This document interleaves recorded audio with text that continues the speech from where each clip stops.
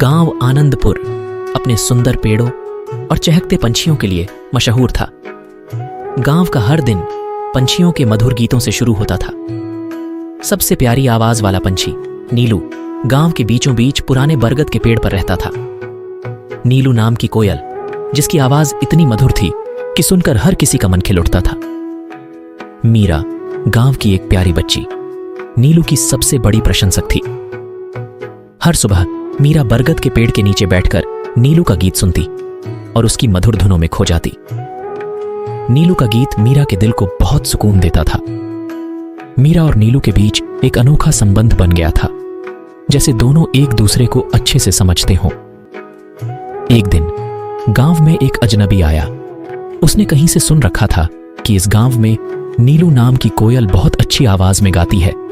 अजनबी ने गांव वालों से कहा कि वह नीलू की आवाज को शहर में मशहूर करना चाहता है। गांव वालों ने सोचा कि यह नीलू के लिए एक बड़ा अवसर हो सकता है, लेकिन मीरा उदास हो गई।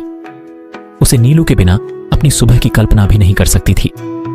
अजनबी ने कहा कि वह नीलू को सुरक्षित रखेगा और जल्दी ही वापस लौटा देगा।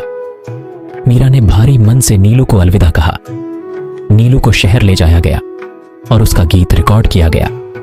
उसका गीत मशहूर हो गया और लोग उसकी मधुर आवाज के दीवाने हो गए। लेकिन नीलू को अपने गांव और मीरा की बहुत याद आती थी।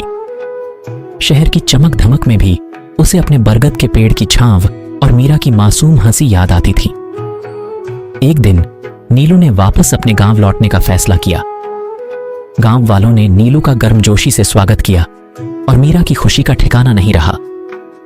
उसने नीलू को गले से लगा लिया और उसकी आंखों में खुशी के आंसू थे।